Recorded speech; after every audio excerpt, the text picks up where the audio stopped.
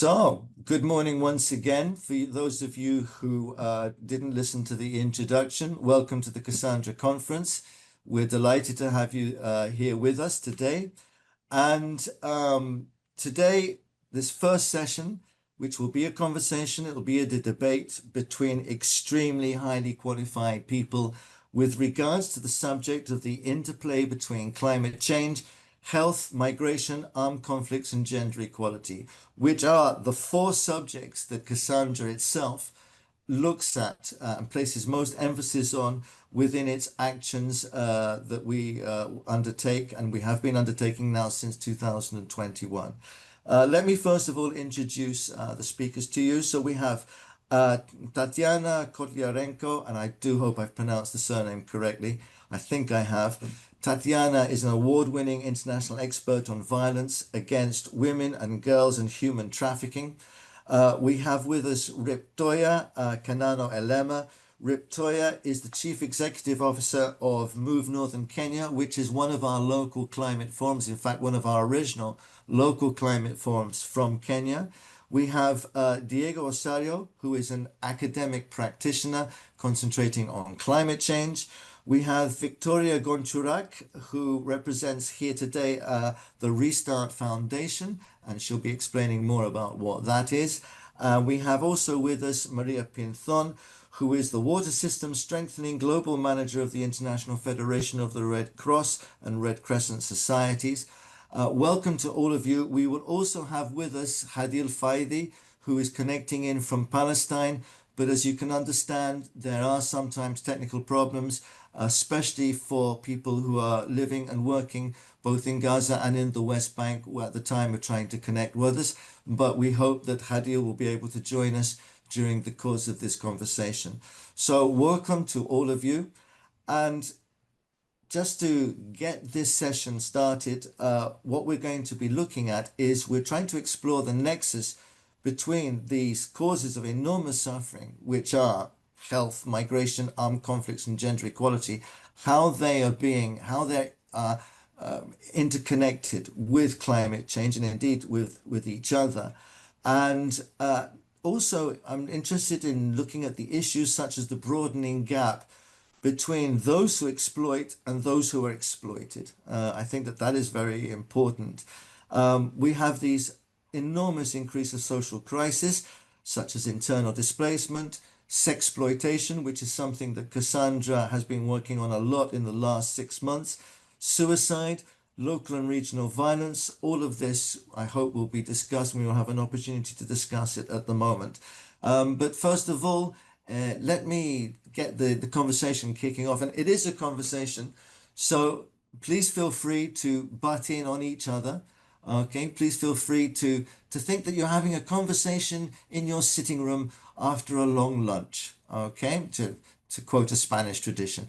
I would like to start off by asking, first of all, Maria Pinthon.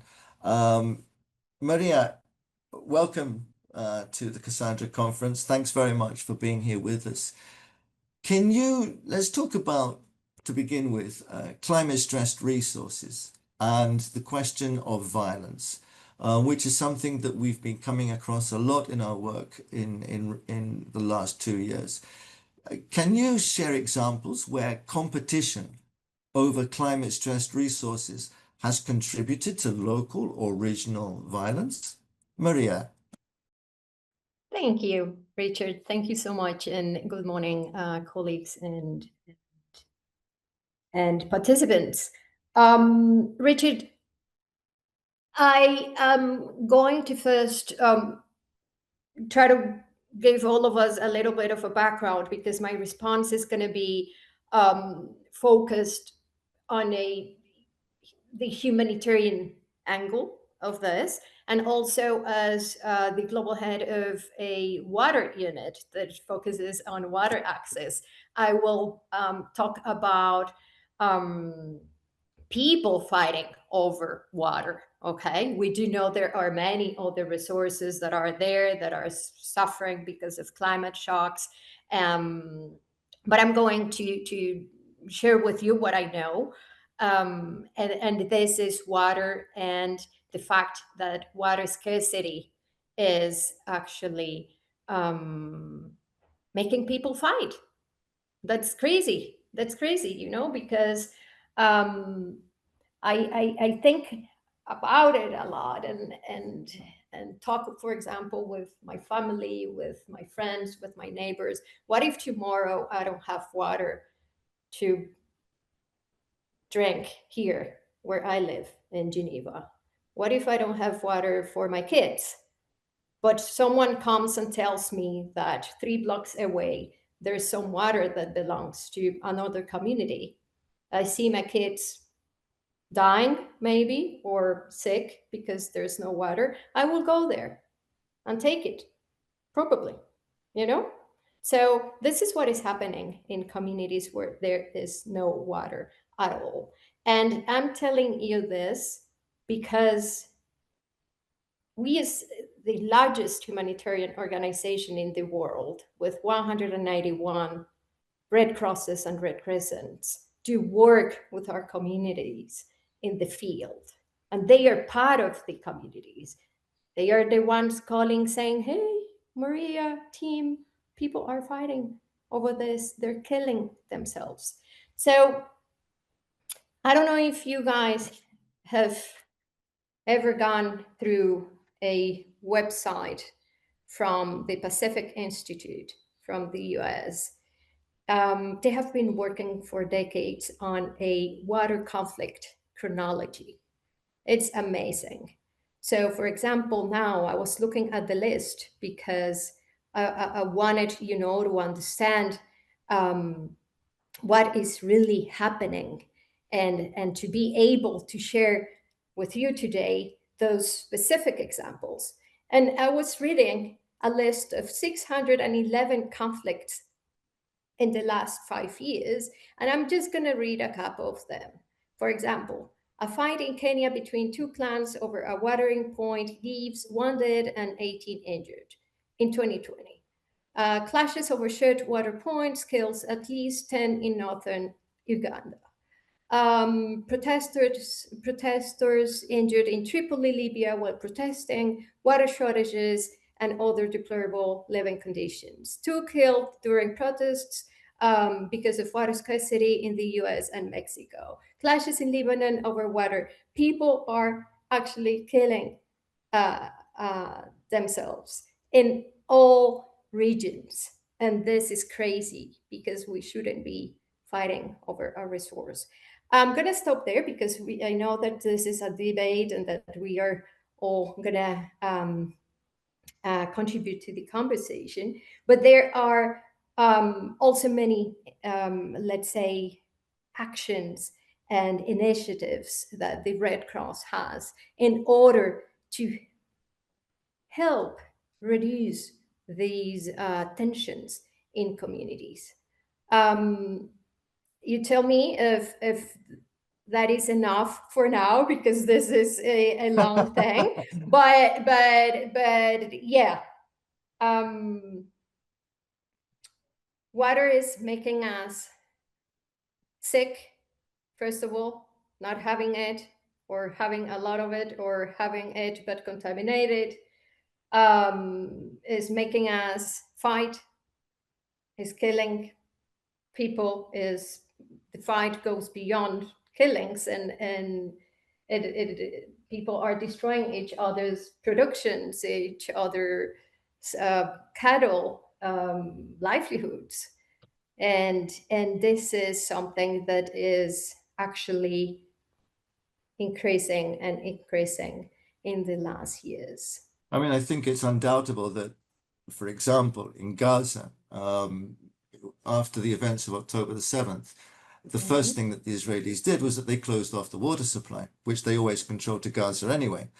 And I do wish that Hadil could be with us, because Hadil actually works for the Palestinian Water Authority. And in fact, she is the person who's been named by the Palestinian Authority to oversee the recuperation of water infrastructures in Gaza. And it's a pity that right at this moment she can't join us. But for example, we also have Rip Toya with us. Now, Rip Toya lives and works in northern Kenya. I think she goes between northern Kenya and Nairobi. But Riptoya, you have spoken to me many times when we've been discussing this. And I think that Riptoya is here, although I think we might have lost contact as well with northern Kenya. I'm not sure. Okay, but Riptoya has very often described this interaction between violence and not only scarcity of water, but also water quality. And we're going to come back to this again. And I hope that Rip Toya, who seems to have gone offline, and this is one of the problems about Cassandra works in very, very difficult situations. And for example, where Rip Toya is in that part of Kenya, sometimes the Wi-Fi is a little bit dodgy. I don't know, Marielle, if we have her. I don't believe we do at the moment. And we don't have Hadil. I'm sure both of them would say an awful lot, and I don't want to speak on their behalf. But let's carry on with that subject for a moment with regards to water scarcity. So yes, we know that it creates violence. That's been demonstrated. Let me bring in Tatiana here into the conversation. And please, none of you be polite. Just butt But in when you want to. But yes, yeah, but for sure, Maria, sorry. Richard, because before we hear from Tatiana, Sure. when you gave us the Palestine example, Yeah. the water issue in conflict is not only because there's no water and we're fighting over the resource. Um, so there are three ways in which water can bring conflict or takes part in conflict. One is a trigger, which we already spoke about. The other Mm-hmm. one is casualty, and that comes when there is conflict, and because of the war, we destroy, but Mm-hmm. not on purpose, right? It's just a consequence of the war or conflict. And then the other one is when we use it as a weapon of war. Yeah. Yeah. So I Yeah. only spoke about scarcity because I was linking it to the climate part of it and how drought and climate shocks are sort of making the world struggle in terms of water. But we also have the conflict side of it when we destroy and when it is destroyed on purpose so that people do not have water or energy or communications, etc. So I just No, wanted I mean to. when we're reviewing water, the situation of water within Cassandra, I absolutely Mhm, agree. Absolutely agree with you. So, one, there's the question of water scarcity due to climatic reasons. mhm, Sometimes because there's too much water, because flooding also is an extremely important subject, which creates as well and contributes to waterborne diseases because of the water exactly. quality. I see that we've got Riptoya now with us as well, who hopefully she can come in on this conversation because Riptoya also at a local level, for example, between pastoralists in northern Kenya, there is actual conflict. I mean, it's not a full scale war, but it is physical violent conflict for people to get access to water when there's competing for water. But as you said as well, and this is why I wish that we had Hadil with us in this moment, and we still don't have her. But for example, in Gaza, water is a casualty of war because of the infrastructures are destroyed. But right from the beginning, it was used as a weapon by turning it off. And that, unfortunately, is something I think it's very important to remember that the single administration at the global scale that invests more in investigation regarding climate change and especially water is the American Department of Defense. Now that says a lot. That says an awful lot. Why is it that the American Department of Defense is so interested in climate change and water? And I would argue that it's probably to weaponize. But anyway, Tatania, I was going to bring you into this conversation because when we're talking about water conflict, when we're talking about questions of health, migration, etc., it is always women and young children that suffer the most. All right. So, Titania, let me come to you for a moment and let's introduce the gender aspect a little bit into this conversation. And please, everybody else, please just jump in whenever you feel like.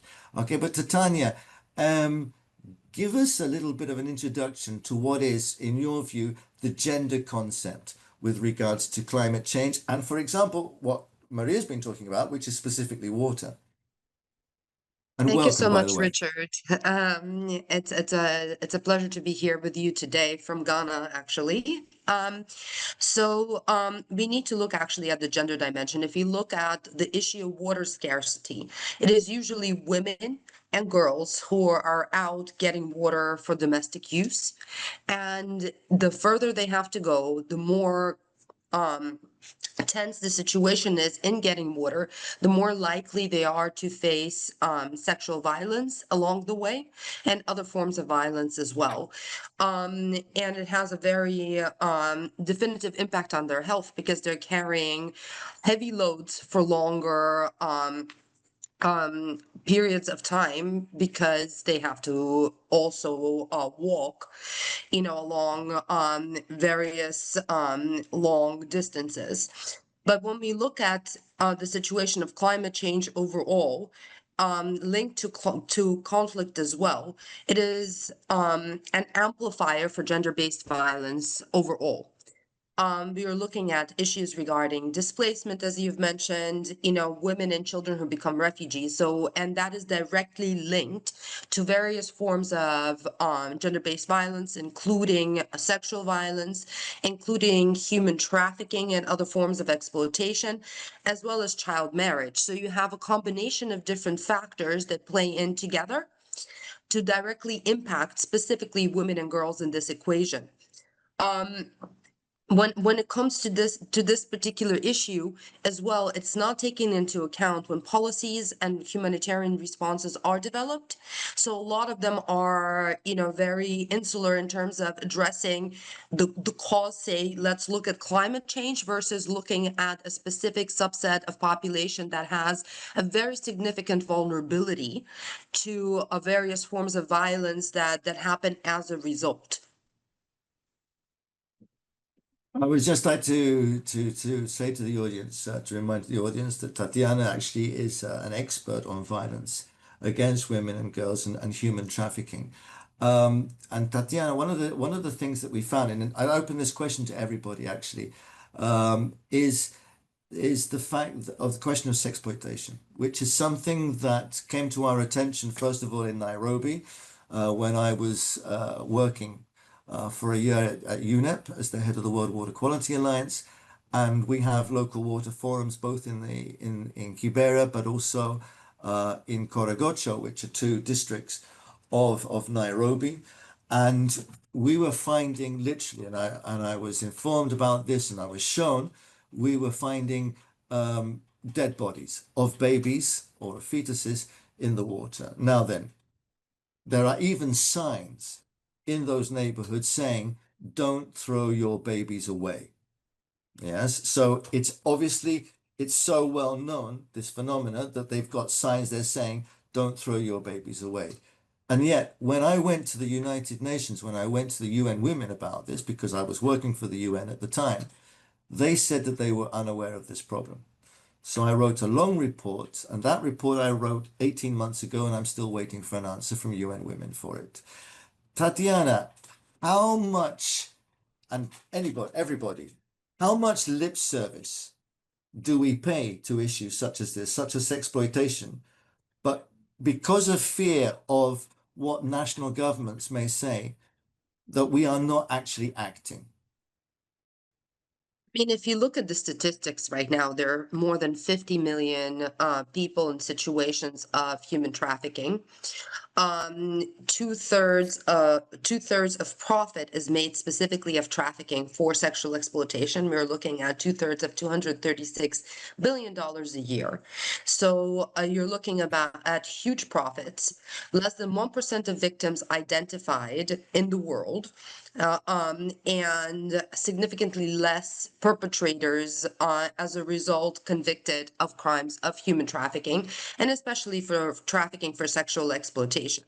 So now what you are referring to usually is a result of either survival sex or rape within these communities, where a lack of resources already put women and young girls into very vulnerable situations where they have to, or they're pressured to exchange sexual services, for basic things like food, water, etc. And as a result, they may actually be pregnant, stigmatized, etc. In this particular situation. Now, the truth is that if the world really wanted to address these issues, there are pretty straightforward solutions to this. But the reality is that you have massive demand, massive profit all across, and once again, women and primarily girls, but also boys who are impacted, who are usually disenfranchised, who are usually not in positions of power, who are usually in positions of vulnerability in those communities. So there's very little interest in addressing these issues in practice. Although there are many meetings, you have the Palermo Protocol, which is a UN convention specifically addressing trafficking. You have regional laws, you have national laws in almost every single country around the globe on trafficking outside of, say, North Korea, etc. But in reality, the systems have not been designed to really have an impact because they're not being implemented. Not that we have a lack of legislation and such. We have a lack of political will and commitment to really protect those that are the most vulnerable from the most heinous crimes, frankly, that can happen, because sexual exploitation goes along with the definition of removal of basic rights, dignity, freedom, etc., from a subset of population.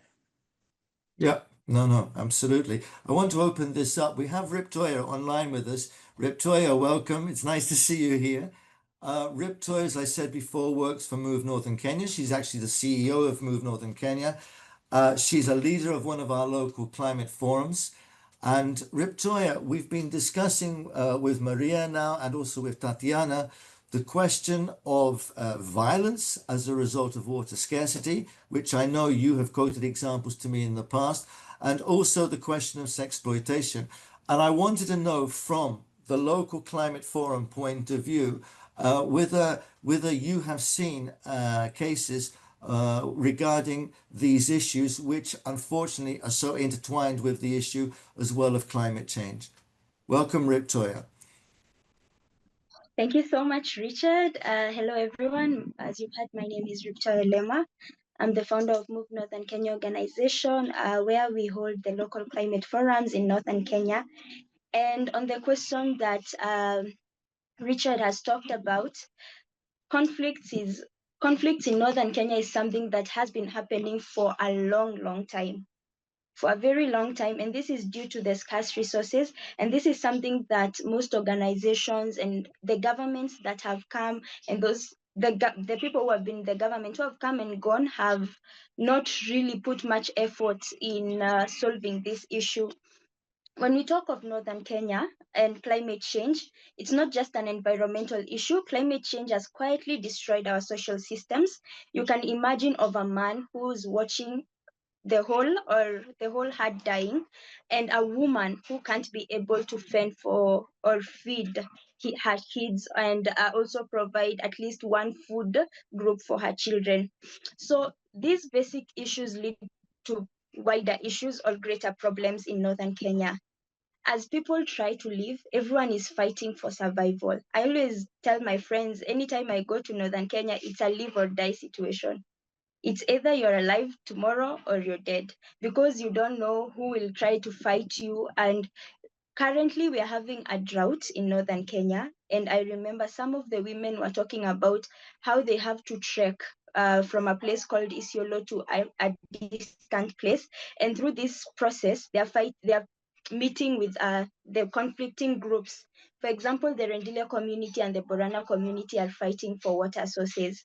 So this is a conflict. This is an issue that has been rising up, and the conflicts have been going on for so many years, and we really need to find a solution on how to deal with this problem from the roots. Thank you, Richard. Back to you. Thank you for your, no, thanks, Jen. And please, I'm going to be saying this for the next hour and a half, eh? Don't be polite, guys. Just butt in whenever you want to add something to what anything has said. But whilst you're being polite still, and believe me, I'll make sure that you're being rude by the end of this session. But whilst you're being polite still, let me just pass over to Victoria Goncharuk. That is how you pronounce your surname, I hope, Victoria. Yeah, and thank you also for being with us, because I know it's pretty early there. I think you're in the United States at the moment. So thank you for being up so early to be with us. Even though it's the East Coast, I know it's still early. Victoria is a trustee of the Restart Foundation, which is very much connected to the Ukraine and to the conflict in the Ukraine. But one of the things, and this is why I wanted to bring Victoria into the conversation, is because so we're looking here at the interconnection between climate change and armed conflict, gender inequality.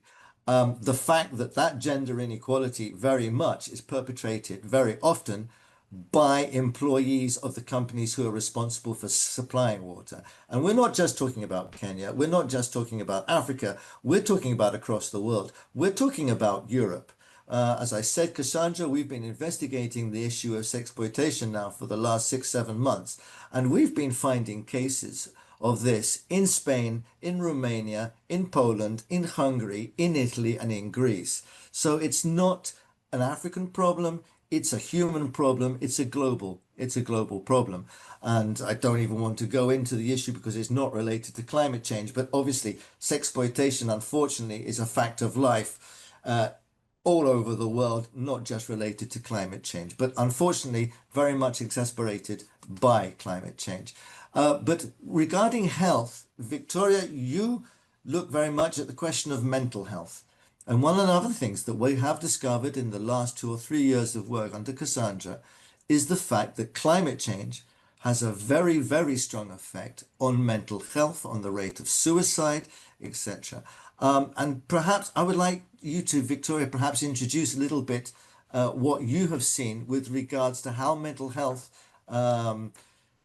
is, first of all, is affected by climate change, in your opinion, but also how we can respond to that. And I know that Restart is one of our science embassies to be able to give expert advice to local communities if and when it's asked for.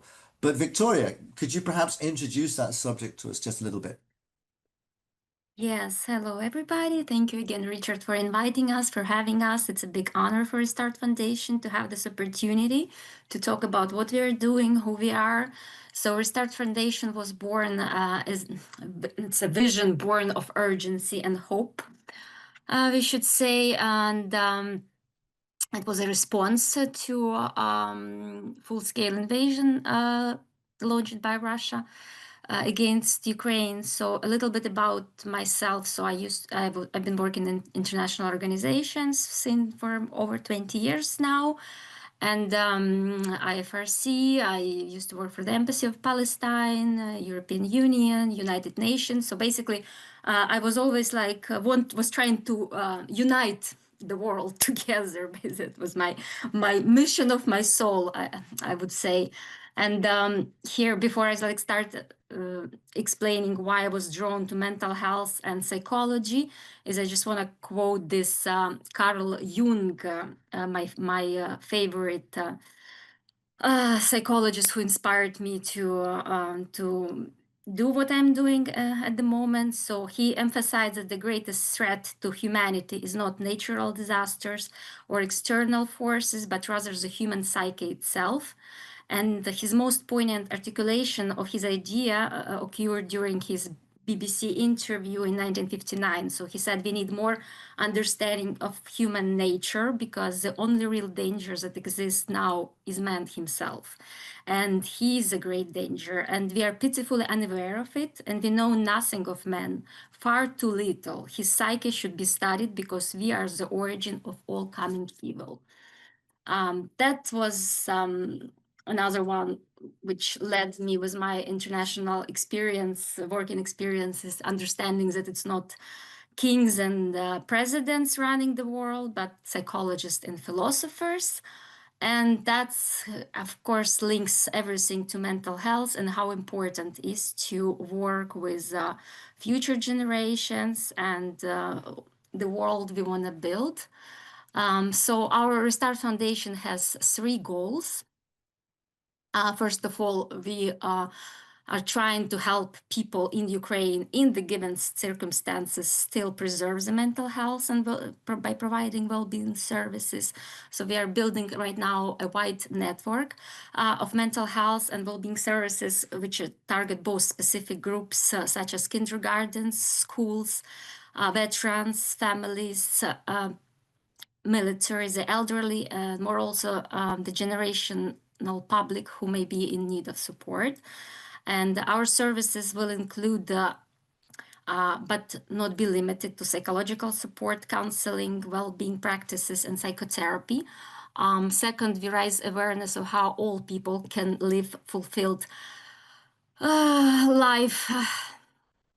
And key part is ensuring a nation has a good mental health in providing access to information about how to achieve and maintain good mental health, as well as how to identify issues people might be experiencing. And our first task is to transform our charity website into a hub for mental health. And information practices, including articles, videos, and information by topic. And following this, we will be media campaigns promoting good mental health practices, series of lectures, and we do a lot of publications. And third goal is to support in training in mental health professionals to ensure there are enough professionals working in Ukraine and that they are properly supported. So Ukraine requires its professional mental health workers to step into crucial role of ensuring the country has a bright future.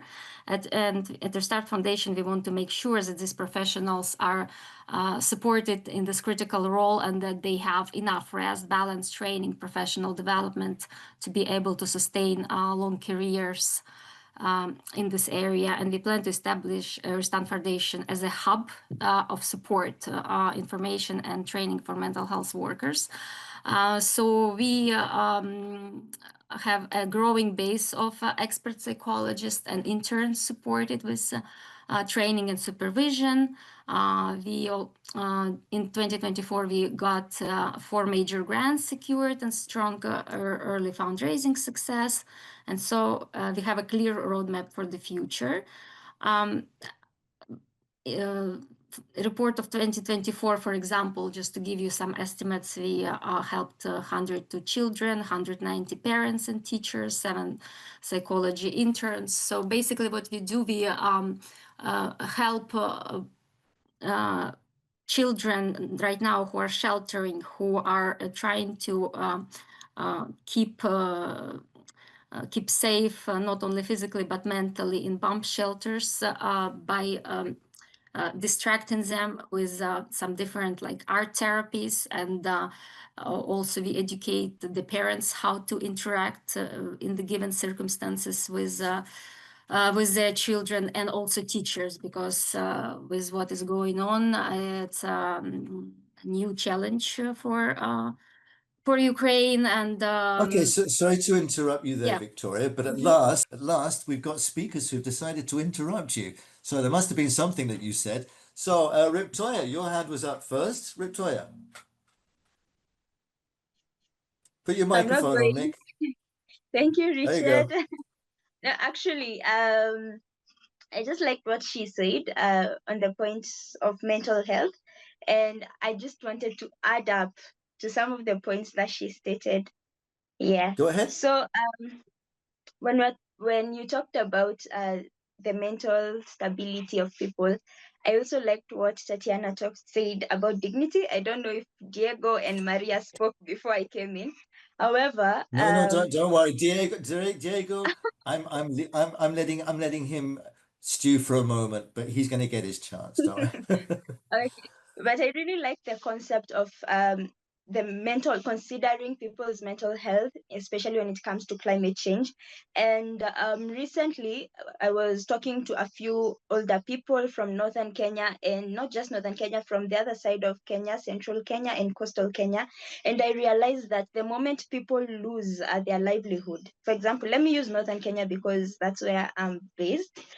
When people lose livestock and they lack to access their ancestral land is something that's very crucial. And when people come to northern Kenya with the concept of carbon credits and then they take the ancestral lands, it really brings up a lot of conflicts, and people have the issue of mobility, so they lose their dignity, they lose their identity, and they start having mental instabilities because whatever they had, they're starting to lose. And I really like the program Victoria has established with her team, and I really hope we also get to work together in future. Yes, that's just it. Thank you. All right, thanks, Victoria. And something which you've stated there, which is very, very important. Of course, climate change can lead to the loss of cultural identity. We still haven't really looked at the question of migration yet. But first of all, let me pass the word to Diego because the guy has been so patient. Diego. Yeah, well, thank you very much, and greetings to everyone listening to this presentation. And I just want to, on one hand, I want to confirm from my perspective what's been said, but overall, what we have here is that climate change is a major disruptor for everything that we have in terms of social systems, and it leads to the conflict. So we have this famous phrase that is now part of the canon of what we use in climate change is a threat multiplier. But the issue is that if we consider this as a threat multiplier, we're still using the framework as if what we have and what we know can be expanded, can be made worse, or can be made better. But one of the issues is that if we understand climate change and in the general sense, land, water, food systems, everything in terms of all the living systems are going to be affected. We are working on an assumption that we understand the effects, therefore we have the tools to address it, even if we do not have the political will to do it. And one of the concerns is that the kind of disruptions that emerge from climate change might not be fully understood in terms of how resilient systems and the ability of our social tissue is able to cope with. Yes, when you have disruptions in climate change, that leads to conflict, leads to migration problems, leads to all types of violence, etc., etc. But do we have the governance systems to prepare a response? Do we have the know-how to tackle that kind of conflicts? And that's one thing in which, in my many years working in this field, I keep raising this issue, and I don't necessarily get a satisfactory response. Diego, can I Yes. can I just interrupt you there for a moment? You know I'm a rude person. I'm English. Yes. We're like that. I was born this way. You talk about, do we have the governmental infrastructure to do that, or the regulations?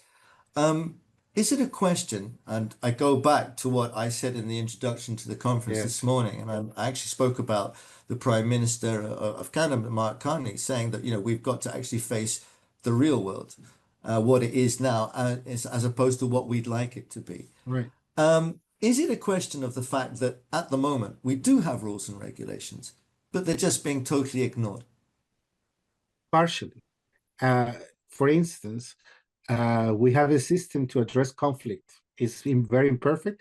You have Security Council, you have institutions, you have the UN, you have different, all over. We have all these frameworks, but we analyze the conflict that emerges from climate change as if it's the same that emerges from other type of things. Two actors fighting a civil war for a political reason is in no way the same as a society going down on resilience levels because basic resources are missing. Fighting for resources, survival fights are not exactly the same. And therefore, mediation approaches, conflict management, conflict prevention should be adapted to this kind of thing. We have a new phenomenon, not new because it's new in itself, but new because we're now tackling from a different perspective for which you're not fully prepared. We have seen a lot of change. and is moving forward in the right direction. But for instance, the progress we have made on tackling climate change and security, climate change and conflict to be at large, climate change and social disruption has been moving forward on the COP, for instance, and we recently had a full day devoted to this. But now with the current situation, this is off the radar. Nobody's paying attention. And I would say the infrastructure, the capacity, the way you define the problem is not up to speed to the level and the scale of what this kind of new conflicts is going to bring upon us. So we're going to be basically caught up unprepared to tackle these kind of issues. Why? Because if you look at people that do forecasting and warning and all these kind of things, they can give you a very complete analysis of the ideological, geopolitical context of something that's happening in, say, the Sahel, for instance, one of the regions that people know, or Central America, for instance. But are we catching up on the dimension connected to the climate element? Are we including that in the tools that are developed to respond? Let me just give you one example that for me is extremely, is very important to mention because it's not happening, like warning signals all over. There is a problematic situation in Haiti right now. Everybody knows about the gangs, the security issue, and everything that's happening. And so there is a concept development for a new mission, a new intervention, and it's all focused on that. It's politicians and politics dealing with political issues. What about the climate dimension that is connected to the loss of capacity in Haiti? Is that included in the thinking behind the mission? Not a lot, not a lot. And I'll say many colleagues are working on that particular file, but that thinking and the framing is not entering in how we're going to develop the concept. So we're going to go into Haiti, dealing with political issues once again without paying attention to the climate element. And this is going to be basically trying to do the same once again with no results. Central America, it has been mentioned here, we have migration problems. And the dry corridor and what happens in Central America, the connection with all these social disruptions, and one of the migration is huge.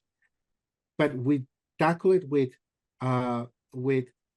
ways of addressing the symptoms. We're not aiming at the reasons connected to climate change, even though the science is there and many people are putting the information saying we need to do something about this. So okay, let me just we have much to do on this that needs to be completed. Yes.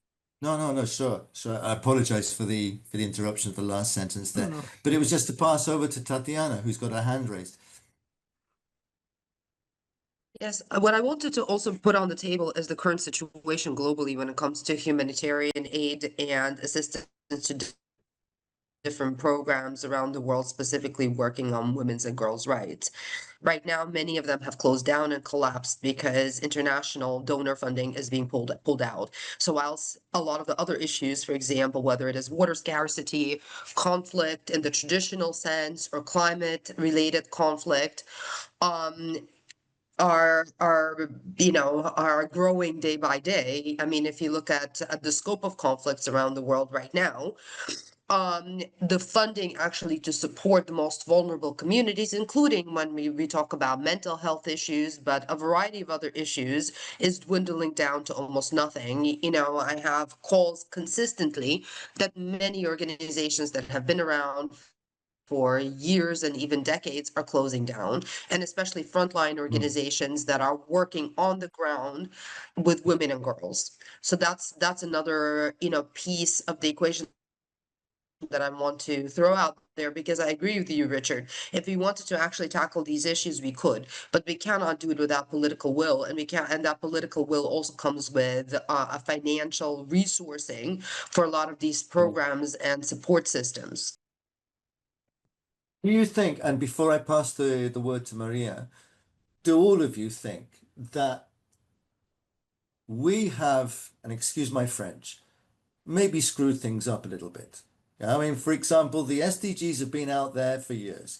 I was the mayor of a city here in Spain back in 2007, and I was one of the first to sign my city up to the Covenant of Mayors. We were aware of climate change, and I'm talking like now nearly 20 years ago. Yeah? And climate change, we've been pushing it and we've been talking about it and blah, blah, blah, blah, blah. And there have been literally hundreds of thousands of conferences like this one now. Yeah. But have we missed our chance? Are we, because we've been talking so much, but we haven't actually put the money in? And then at the slightest excuse, and I'm not undermining the situation, for example, in the Ukraine, Victoria, okay, at all, quite the opposite. But now, because of geopolitical factors, such as, for example, a certain person called Donald Trump in the United States, such as the situation with Putin, etc., etc. Suddenly, for example, European funders, such as Germany and Sweden, have suddenly said no, or the UK have suddenly said no, we're going to be really reducing our aid money because we need to put the priority on defense. Yeah, and my question is that when that situation didn't occur, we still didn't really react. People were making promises. And for example, one of the speakers who's actually going to be here with us physically tomorrow is Hakim El Haiti, who was the president of COP15. And we were in a conference together recently, and she said, it has not worked. Yeah, we also have another speaker who will be talking to us tomorrow, who's Phoebe Condori, who's actually the rapporteur for the UN on the progress of the SDGs, and I can imagine what she's going to say. So my question to all of you is that have we been too politically correct, nice, dare I say it, kumbaya? Have we missed our chance to try and sort out these problems related to climate change? Because once a crisis comes about, like, for example, the question of Donald Trump, to give one example, suddenly it seems that everything falls down. It's like a domino effect. Or am I being overreactive? Maria, I'll let you answer that question first. No, I wasn't. I raised my hand before you raised your question. So That's true. Diego, That's true. do you want to answer this question? I was going to talk about, of course, something that is linked to what we were saying, but not specifically to your point. No, just okay, let's go back to Diego quickly. first, and then I'll come back to you, Maria. I can jump because in. I'm going to give the space to Maria. I'm just going to say two things. We're way past 1.5 as a change in terms of the Celsius difference. And so we now need to adopt all sorts of strategies, frameworks, policies, et cetera, not to aim for the best possible case scenario, but to save the furniture. And to save the furniture for the sake of humanity. We are at that level. Do I sound apocalyptic? Be it. But the issue is that we're already in a range. Any sort of model is already showing something on 2 point something and above in terms of climate change. And the projections are catastrophic at every level in that frame. So that's one thing that needs to be said. The second one is that as a species, cognitively, we don't seem to be able to deal with things that are not tangible. And so people will call you crazy if you start reducing the budget of the fire department, but that's what we're doing. We are reducing the capacity to respond to something that is going to be much bigger than the fire. So these are two things we need to keep in mind in terms of this whole context. I pass it. Not only are we reducing the budget to the fire department, but we apparently are spending money on buying barrels of gasoline so that we can pour more gasoline on the fire to make sure that the fire keeps going. Maria, my apologies to you because your hand was raised before. I'm sorry. Yeah, but no, give the floor to someone else who was also ready to answer to your question, please. Then I will talk about this another time. Victoria, Tatiana. Yes, if I may. Okay, go ahead, Victoria. Victoria first. All right. No, it's just like to talk about the budget for defense. Like the situation is that war in Ukraine is not only humanitarian crisis; it's a large scale environmental crisis with explosions, fires, military debris, contamination, soil, air, water. This all creates long-term ecological damage, and that will last decades beyond the ceasefire. And unfortunately, the landmines, unexploded ordnance, chemical contaminations, everything turns our ecosystem into danger zones, preventing agriculture, disrupting biodiversity, and locking communities into cycles of displacement and poverty. The scale of this disaster is just I just have no words to add. I pass to Tatiana for the moment. I mean, we're sounding what as if we're all being very depressed and what have you. But I would like to think that we're actually being realistic, and it's a pleasure to hear what your true sentiments are about this. Yes, Tatiana. Realistically, we are seeing conflict growing around the world. We're seeing funding and climate change denial growing as well. So it's not about depression. And at the same time, the resources that exist and perhaps that were not used as well as they could have been, okay, are now being almost completely reduced. And that is a very, very bad equation in total. So this is where perhaps, even just resources for women's rights, right, issues which are connected to all of this can actually be sustained. Because if we destroy civil society on the ground, we're also impacting democratic values, rule of law, allowing for crime, terrorism, and such to grow in all of these areas as well. So all of this actually is the perfect storm coming together right now, unless there's a change in approach. And as I said, we are dealing with reality. President Trump has, adopted a particular perspective on climate. It is beneficial to many countries around the world in terms of their GDP, etc., and their political and economic influence and growth. But at the same time, there could be a package or a price to pay for some of this, which at least will sustain some of the frontline on the ground work and actually benefit them in terms of preventing, climate migration to their countries, which they would like to avoid. So this is where it's not just the problems, but it's about how we frame the solutions to countries who may not want to, pay it forward in terms of let's address climate change, but who want to pay it forward, let's address any issues that may create to us directly. Let me open up that question to everybody. To what extent is it the fault of the experts? And I'm not an expert. I'm a political scientist, so God knows I'm not an expert in anything.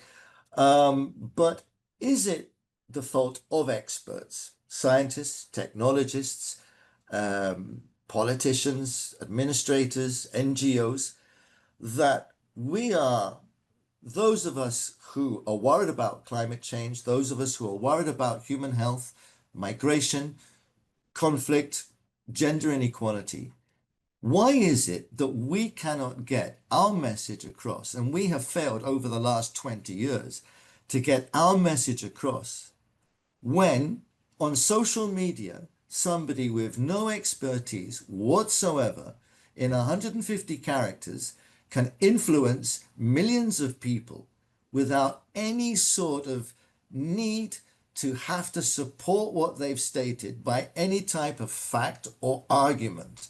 They just have to put it out there, they get the correct image, and it influences. And we know that this is true. In fact, part of Cassandra is dedicated to promoting the education of experts on how to communicate in a way that overcomes that social media thing. Why haven't we not been able to do that? What is wrong with us? I'm asking anybody there. If I can jump in, and then everyone else Sure. can jump in afterwards as well. I think we have been very theoretical and idealistic and academic in our approaches. And that is actually not helping us, but hurting us, because it creates just a certain subset, a silo of people we are talking to, and we're not talking to the rest. The other part too is that we need to be pragmatic and practical. By being pragmatic and practical, we need to understand what are the motivations of those that are actually opposed to this, and how do we actually address it in a way that motivates a positive response for them, not because they care about climate change, but because they care about the consequences that I've mentioned, in my previous remarks. Yeah, yeah. Diego. Yeah, we'll go quickly on this. I guess one of the issues is that we communicate for the threshold of proving. We don't communicate in the name of the principle of precaution. And the thing is that when a scientist produces something, he wants to be proven, or he wants to ensure that there is peer review and all these elements.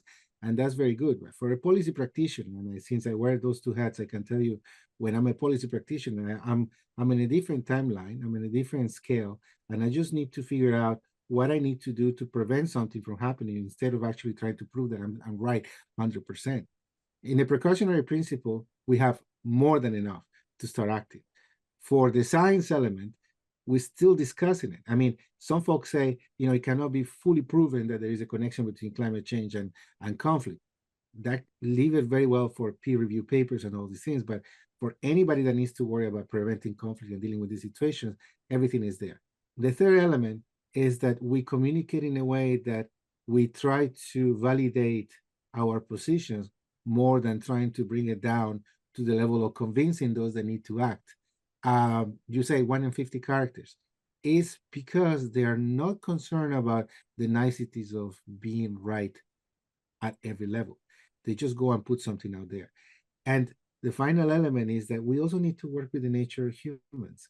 As I said, this is something that doesn't have a face. It's cognitively difficult. I mentioned it so many times in many conferences, the whole thing of the frog in the boiling water. We have a bit of that. Unless we really change the message to adapt it to folks to understand it properly, with movies, with social media, with pop culture, and do it well. Because that film by Leonardo DiCaprio kind of addressed the issue, but it didn't mention it for what it is. And I just want to raise this one. During the 1980s, when I was a teenager, I'm a bit that old there, it was very clear, two films, one in the UK, one in the US, what's going to happen if we have a nuclear attack. And everybody saw it. And they got scared shit out of that. And it had an impact on policy. We're probably going to need to be able to raise the issues in that area as well, because we need action and we need political will. No politician is going to be able to do anything on climate change in the current system. If you do, you get pulled out of office, because 5 years is not enough to do anything. And in 5 years, you only worry about little bits here and there. So you need to have something that enables you to work on 10, 15 years. Some people say the great transition. Well, that's actually a societal engagement. It cannot be a political program. And which is surely the strongest argument, that it's the local community themselves that must lead the way. Because you're absolutely right. I mean, I've been a politician. I had a 4-year mandate. Now that's very, very short time. And when you're talking about environmental factors, as you yourself have said, you need between 10 and 15 years normally of continuity for that to happen. But of course, the political system that it is, where you have opposing parties immediately dismissing the policy of their opposition, means that continuity is very hard to come by unless it's citizen-based. Rip Toya, you have your hand up. Yes, thank you, Richard. Okay, for me, I'll say that to a significant extent, experts carry a lot of responsibility, not because science is wrong, but because of, okay, the reason why most experts fail to communicate to the people is because of how they communicate. They often fail to make sure that their voices are heard. They focus more on credentials. Yet the community values voices more than anyone's credential. And most experts speak in technical language. As you all see here, I'm the youngest, and I've spent a lot of time in the young forums with the young people. And sometimes I notice that when we bring in a science expert, the young people, even the elderly ones, will just doze off. But the moment we bring someone, Richard, I'm not know the targeting you. feeling. Know the feeling. However, when we bring someone who speaks the voice that the community recognizes, the people tend to relate and the people tend to understand more. And this is how most of the young people or any other person who's using social media is able to influence a larger crowd than an expert can. Maria, can I ask you a question here? With regards to affected communities, and I agree 100% with what Riptoya has said and also what Diego has said. I mean, for example, one of the most useless exercises with regards to the general public are peer-reviewed articles. Peer-reviewed articles are important if that's the way of building up professional expertise. But there comes a moment when you've got to have your expertise and you've got to actually be able to put that at the service of the general community, which unfortunately is what an awful lot of academics and researchers seem to forget. The first part's fine. The gaining of expertise amongst your peer group, fine. The problem is that they don't get the message across afterwards to anybody else, nor can they be bothered to do so. But Maria, let me ask you a question which is connected to this. Is that if we accept that the local community itself that must take the principal role, then how can we ensure, for example, that within those communities, women, especially, for example, or displaced populations who are the result of migration through necessity, certainly not by choice, how can they be included in decision making effectively? Maria. Richard, before when I raised my hand, I wanted to come in just with I went last week to the prep meeting for the UN Water Conference, which is going to be in December 26 in Abu Dhabi. And humanitarians, researchers, universities, academia, communities, local governments were, not at the table. They were not at the table. No, this was And just there was, I believe there were 2,000 people in Dakar, no? Maybe, I don't remember. So if you're not at the table, you're on the menu, right? So we are not being taken into account. However, all those diplomats and water envoys and politicians and ministries of water who do not have any idea about water do pitch all the time in front of all of us that the most important thing is to bring the voice of communities, right? And yet they don't. No. So for me, this conference, but also someone else here mentioned COP. I don't know which one. I've been to COP 28, 29. I've been to COP 16 a couple of years ago. Another COP, the one for droughts. Nothing happens after this event because, as Diego said, this is politicians trying to solve a problem that they don't even know how to solve, right?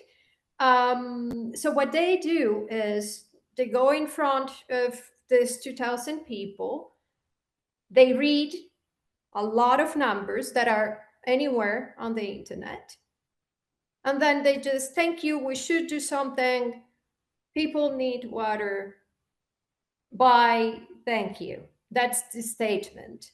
And thank you very much for the trip to the 5-star hotel in a country which I hadn't had the opportunity to see before. Exactly. I mean, exactly. This is one of the reasons, by the way, and I'm plugging here, but it's one of the reasons why we're online. All right, I admit it's cheaper to organize because to be online.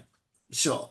But there's another reason as well, which is that today you don't need to go physically to join a conference where there may be 2, 3, 4,000 people, none of whom are listening to what you're saying, because the only thing that they're there for is to have their 5 minutes of glory themselves.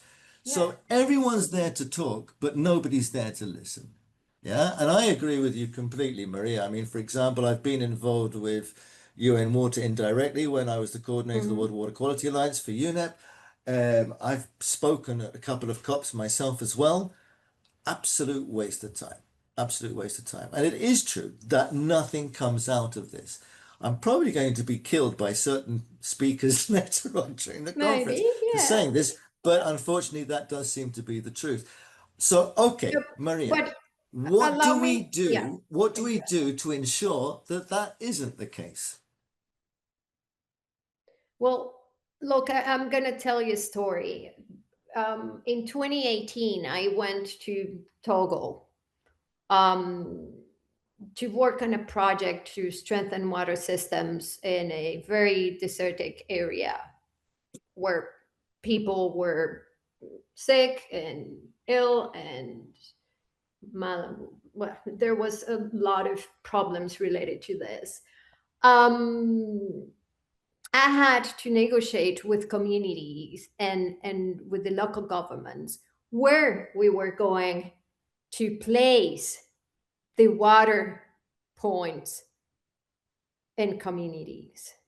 When I arrived to the focus groups, to the meetings, there were only men. This is just a very practical example. I'm not going to give you here guidelines and instructions and take these 8 steps and put them and invite women since the beginning. Yeah, there are ways to do this. But the thing is, they are not being part of any of these processes unless we make them have the main role. It's not how do we include them? Okay, let's go door to door and ask what can we do and how climate change is affecting their lives and how we could support this. Or no, I mean, they are leaders in their communities. They take care They have of to be the the leaders. community. Yeah. They should have the main role in everything we do. I come now from a community-based organization with 17 million volunteers that are part of the communities. The instruction is communities themselves need to take the lead in everything we do. This is called community engagement and accountability, and it has a lot of acronyms and beautiful definitions. But so in that story in Togo, there were 30 men making decisions on something that women are going to suffer. They are the ones telling people where to place the water well, very far away from here in a very dark place. So I'll do my things when women start walking towards the place, you know? No. So I asked them and said, in a very diplomatic way, I'm the donor, I'm not from there, they own their land. I'm not going to start this negotiation until you call the women that are going to use this infrastructure. And they came and they decided that they wanted the water well and the whole system just in the middle of the village because they felt safe.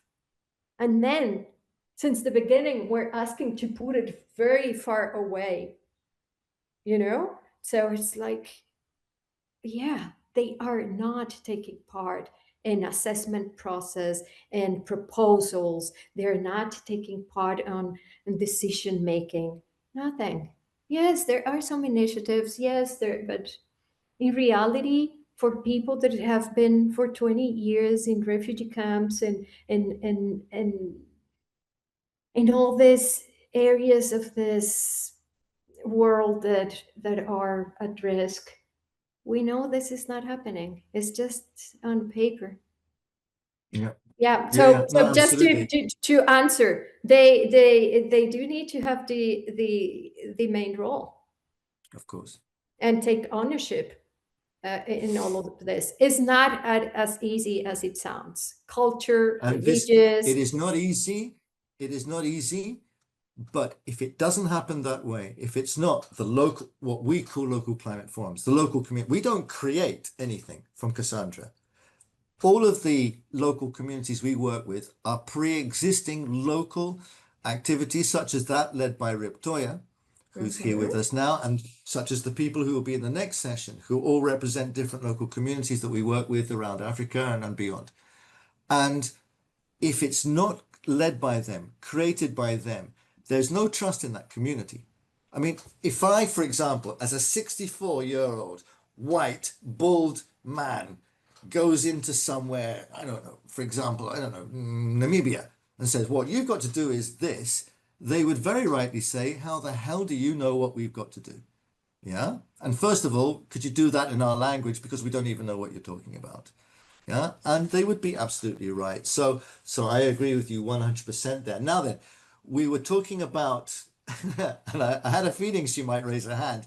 Lesha Vitma, we have questions from the audience because they can speak, and I'd like to pass the word to Lesha Vitma, who's actually very much engaged in the organization of UN Water. But also, not only that, is she's a very close friend of mine, but she's also very, very strongly involved in the question of women for water. So if I can pass the question over to Lesha. Lesha, you have a question for the panel. Two questions. Lesha, you have to put your mic on. Didn't I do that? Yeah, you're good. You're good. We can hear you. Can you hear me? Yeah. Okay. I actually have two questions. One is about approaches that organizations take to involve women. Because I have some other experience than you have, it seems, Marion, but what you do is you walk out of the meeting of the men and you go and talk to the women. And if we don't do that, then of course the set ways of doing things in even small communities will stay the same.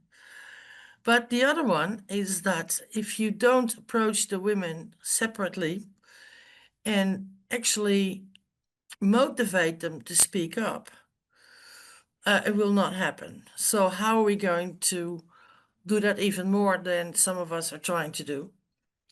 The second one is about financing. I heard a lot of people saying a lot about finances available and destruction and violence. And I have two theories for you.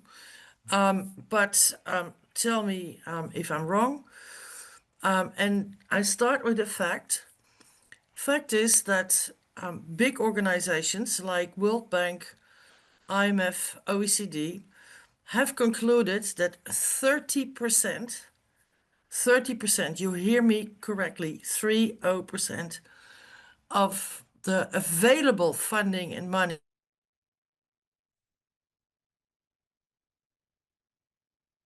And she blocked in that moment. Okay, we heard the first part, and I hope she can hear the answer. She seems to have gone offline. But with regards to that first part that she said, I'm still do you have there. any comments, anybody? Am I Oh, you're back? still here. Am I Okay, back? good. Yeah, I was just being Okay. a brilliant moderator. The other and one, filling I in for make you. it very Okay. short, No is worries. that out of the available money in the She's world blocked again. for climate and water. Here I go again, I think. Yeah. You're okay. You're good. Read. Okay. 30% of the available money is not being used. Reports from the World Bank, IMF, OECD. So, and that has to do with the procedures are being used, the criteria for being bankable being used. What are we going to do about that? Because 30% of the total is an enormous amount of money and it's just sitting on the shelf. I'll stop here, Richard, because I think I have another chance at the end of the day. You do have another chance. You do have another chance at the end of that day because Leszek, she will be presenting the conclusions of the day. Let me pass that first of all to Tatiana and then Riptoya. Tatiana. So for question number one on these processes, in many countries, for example, women will not speak up at forums where men are present because of patriarchal systems in place. So it's about creating women-only spaces where women can actually voice their opinions, provide real input into how systems should be built, and then carrying that voice through some of them who are able to speak and work at that level, to the higher decision-making authorities, as well as capacity building within those communities for women to be able to sit at an equal place and also participate. When we were talking about designing of a project and such on the ground, it is women who should be talked to, and it shouldn't be people coming in from outside and saying this and this and this should be done. Yes, it's a consultation. Yes, you could provide your expertise, but yes, you need to listen to what is happening on the ground. In terms of the shelving of money, I mean, we know the problems that UN has, right? It's been all over the news right now where the Secretary General is talking about the fact that he has to return a whole bunch of money. I'm sorry, can I just I apologize for interrupting, Tatiana.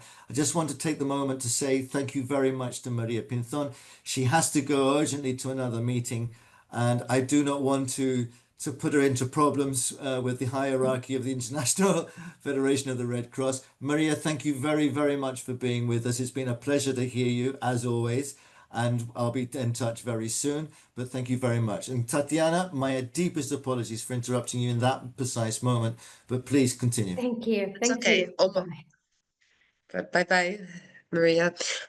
No, what I was saying is that a lot of the money is not being used because of the very heavy burdensome bureaucratic structures that have been created at the UN level, as well as the fact that, countries are not donating, to the commitments that have been made in a timely fashion, as well as to the fact that you have bureaucratic machines that are working on the ground, even in countries, versus giving money to organizations that can be more efficient and have further reach and impact in practice. So you have usually the middleman in between that takes a large cut. So this is where a lot of these organizations are closing down. Absolutely. I mean, I myself have worked at the United Nations. I was astounded by what people are being paid and how little they do to justify what they are being paid. And I agree with you 100% that basically, if, for example, nation states are paying, or any agency or any sponsor is paying to an organization such as the UN, or indeed many charities, you're paying in part for bureaucracy. The community that should be receiving that money is only receiving a percentage of it. Therefore, our argument is that please pay directly to local, legitimate local community activities. Don't go through the middleman. Go straight to that local community and pay them money. But it's a very, very pertinent point, Tatiana, that you were saying that the bureaucracy is a huge enemy of efficiency, but also of economy. Diego, and then Riptoya. Yes, if I may, to answer the second question, that famous 30%, and I will say my gut feeling is probably more than that. I was thinking that.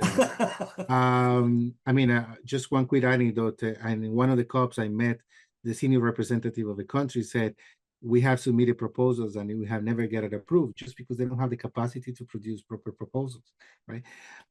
But I guess public administration being what it is, and I'm a public servant, you have this huge machinery and you need to be able to understand what the machinery is asking for. And what I'm saying is that if we have systems based on accountability that is framed within normal times and normal priorities, you're going to get normal reactions. One of the things we need to do is to have a major cost through high level fast tracking declaration or moment or something that facilitates that. The Canadian government at one point handles payments at a certain speed. During COVID, unless we were able to put money in people's pockets in 2 weeks, we will have a major problem in the economy. We managed because it was in an emergency. And I think, if I may advance the idea, is we need to declare a global emergency in terms of climate change so that folks in the World Bank can act on a fast track instead of the normal track. Because any public servant that is dealing with the money, is going to approve it, is going to have the accountability, the whole thing. It's just the aggregation of small steps that makes the whole thing impossible to make it move forward. It's not one person not having the intention, but then they cannot work beyond what is given to them as limits. And this is the political level that you need this major switch. You wouldn't build a rocket to destroy the asteroid that's going to hit the planet Earth following the kind of procurement procedures we have right now. We will be dead, okay? Yeah. And if we knew that this is going to happen, we will quickly build it just because it needs to happen. We need that kind of feeling, and then we need that kind of action in this particular process, and it's not there. They don't do defense the way we do procurement for climate change, yet this is probably about saving the species. So it's pretty much defense in the large sense of the word. Thank you. Thank you very much. It's brilliantly explained, to be quite honest. Riptoya, we do have one other question. I mean, I do understand that we're already 6 minutes over time. So if there's any speaker who has to desperately go off to a meeting, I would understand. But if you're okay for a few minutes more, then if I can pass it over to Riptoya, and then we do have one other question from the audience. Riptoya. Okay, thank you, Richard. I'll go for the first question because it's something that really touched me, and it's some of the issues that we have experienced in Northern Kenya. Being part of the local climate forums, I remember when we first started, the elders totally refused to listen to me. Reason being, I'm a woman. And this issue kept on coming forth, and I couldn't even talk to them about some of the issues the women are facing just because I can't be able to access the decision-making forums. So a lot of organizations in Kenya have used different approaches to involve women, but the most effective one are the ones that recognize gender inclusion is deeply shaped by the local power. When I say talk of the local power, I mean the elders. In Africa, we have things like clans, and each clan has its own elders. So we talk of local power structures and also the culture. Because I remember after I talked to a smaller group of the elders and I told them I would like to get a permission to talk to the other elders about climate change, about the issues that we're facing on water, and about the issues on maternity health of the women, and any other issue that's going on around Northern Kenya. They listened to me when they were a smaller group, and then they talked to the other elders, and that's how I was able to access the larger group. And the other issue that I saw was one time we invited the women to join the elders in the same forum, and the women refused. They said a woman does not have a place in a circle of men. And this is something that they have been told since they were young. So it has actually been inscribed in them, and they feel like they don't have a place in that circle. So this is where the culture comes in. What they have been taught since they were young, and it's very hard for organizations to come and tell them, no, you can join. So we need to consider such issues. We need to consider the cultures of the people. I'm not just talking about Africa, but globally, we need to consider the cultures of the people and see which method suits best for a certain place, because whatever method I use in Northern Kenya cannot be used in the coastal side of Kenya. Thank you. No, thank you very much, Riptoya. And I think that what you've described, and that comes literally from from on the ground, and that's why people such as yourself are so important for us. We are aware of the problems that you face, but it's up to you as well to then reach out to people such as Tatiana, people such as Victoria, and what have you, to many of the experts that we have, to try and give you as much support as possible. But at the bottom line, I think these cultural changes, in my personal opinion, will only come about when your local communities themselves see the success and understand the success of movements such as that you started yourself, Move Northern Kenya, which is extremely successful up in the northern part of Kenya, around Marsabit and also Lake Turkana. So congratulations to you, and I'm glad you're here to act as a witness of that, but also to state those problems. We have one more question. I'm going to allow one more question from the audience from Hannah Apke. So Hannah, over to you. Hi, thank you very much. Let me just switch on my video. This is a very interesting morning session. Thank you very much to everyone. But I want to frankly say that I'm a bit surprised about the level of discussion that we're saying that, we have to learn lessons from the communities. We have to listen to the community members. We can't do discussions in mixed groups. I mean, these things are the basic tenets of participatory rural appraisal and work that NGOs have been undertaking when implementing projects at community level. You have your international headquarters, but then you have your country programs, and the country programs work very closely with community-based actors, organizations, and as Victoria said, the different clan members or community leaders. So I'm a bit surprised that this is still seen as an issue, because if you do not separate groups, if you do not create different group discussions with men, women, elders, marginalized, sick people, it's not going to work. And I'm really a little bit dismayed as well to see that it's still an issue that needs to be discussed at such a level. And it's also not about changing the culture, because that's a fight, that's a hill that you probably don't want to die on. The hill you want to die on is implementing the change, and it's adapting the work that you are undertaking to the community conditions. So as Lesha said, if you notice as an experienced PRA practitioner that you haven't gotten much input from certain community members, you organize a separate session with them, or you go and talk to them informally. A lot of times informal conversations after the meetings help. This is all very time consuming, and it costs money. And that's where, that leads to my next point about the effectiveness of aid in general, and also the 30% that are not spent on top of the 80% that seem to be spent regularly by aid organizations in administration. We're at -10. So at some point we need to be realistic about how much needs to be spent and how to streamline expenses, and also sacrifice a little bit of accountability and transparency in order to get that money flowing.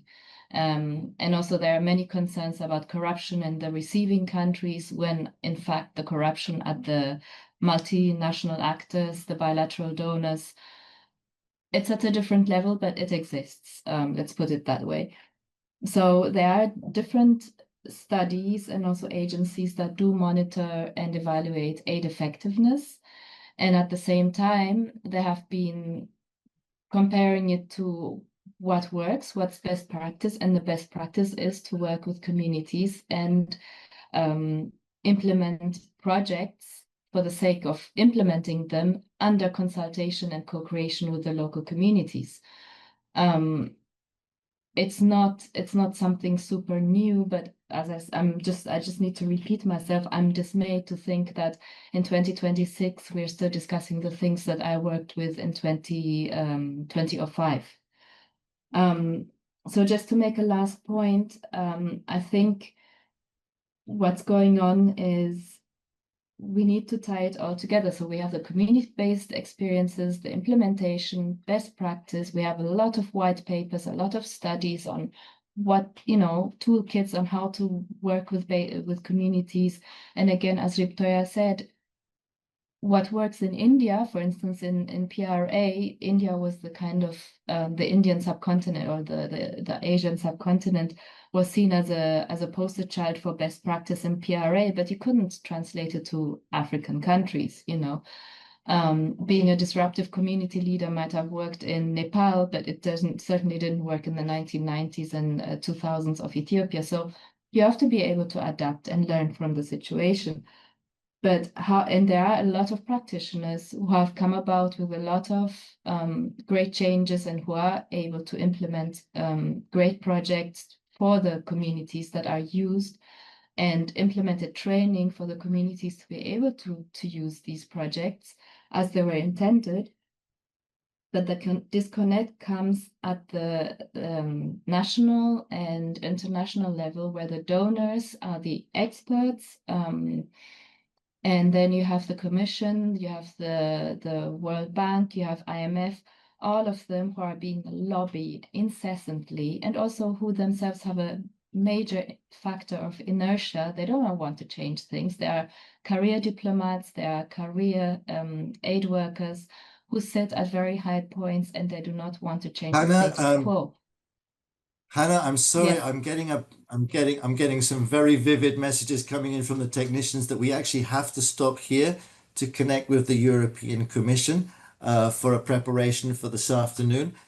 I am very, very sorry. Hannah, that was the longest question I have ever heard in my life in any conference. So congratulations for breaking that record, Hannah.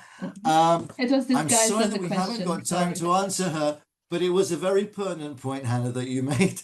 I'm sorry that we haven't got time to answer you. The only thing that I've got time for, and I do apologize, and I wish this conversation could go on for another hour because it's been fascinating, and I really wanted to go into even more detail, but I want to thank Titania Kotlarenko for being with us. I really appreciate that, Titania.